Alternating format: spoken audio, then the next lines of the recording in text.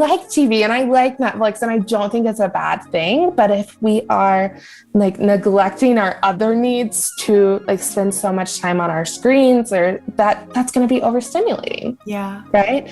And so I would just really ask, like, what are you spending your time doing? So sometimes that can be helpful to just like take a little notebook, use the notes app on your phone, and for a day or two, literally just like jot down what you're doing throughout your day, because you might notice that there are some pockets of time on your lunch break at work. Instead of like continuing to sit there and work, maybe you go sit in your car, maybe you go for a walk, maybe you do something like that.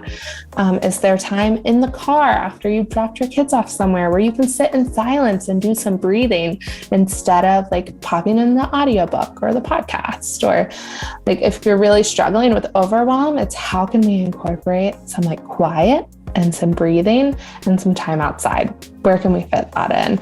And usually you can find some space to do that. The other part is you don't always have to be alone. Like I take my son outside. Any days that we're together all day, we're going outside, and barring like super bad weather, because I need us to be outside so that we can have a good day. He doesn't always need that. Sometimes he's okay. Your child into all of this stuff you're doing. I mean, teach them what you're doing so they can do it too. Yeah, and just kind of taking that pressure off sometimes too, because I think so much as moms, we can put a lot of pressure on ourselves to be like constantly entertaining our kids or constantly doing things the exact right way that we see other people doing it. But if you want to have a movie marathon one afternoon during the week and just like chill out and throw on your pajamas and break out the popcorn and the candy and just do that. Like life doesn't always have to look so perfect. So yeah, definitely. I love that. And giving yourself so much room, so much permission, so much grace, even if no one else in your life understands why. Like, even if like your partner or your family, they're like, why do you need this? I don't know. They don't have to understand. You don't have to explain it.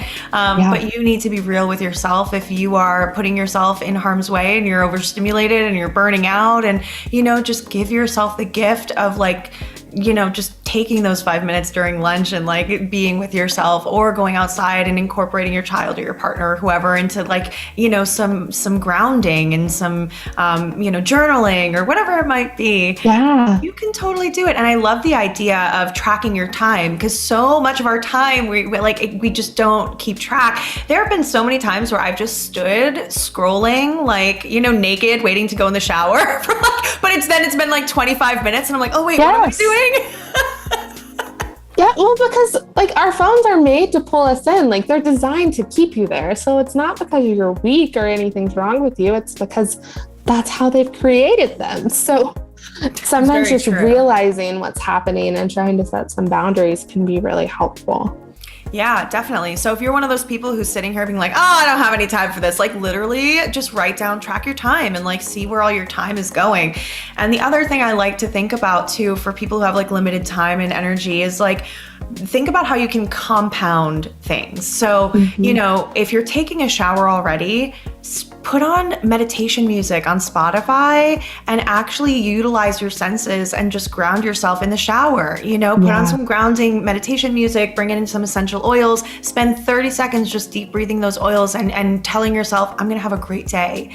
I feel so grounded. I am so protected. I'm so loved. That is going to make a great big difference. And you're in the shower anyway, so you might as well do it. When you're enjoying your coffee, have a mindful cup of coffee or tea in the morning. When you're eating, really be present for those experiences. And you'll see how that brings, invites more calm into your nervous system, into your day, more groundedness, more presence. You don't have to have a fancy setup. You don't have to wake up at 4:30 in the morning to do an hour and a half of things, or work it into what you already are doing, because you might as well.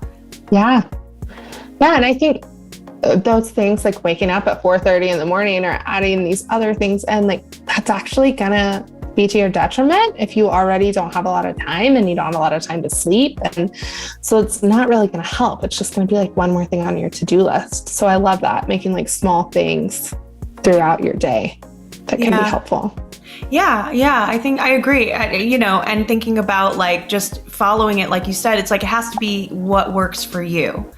and being really real with yourself about not pushing through what you can handle because you can handle it. Just because you can get through it and survive it doesn't mean it needs to be that experience or that way.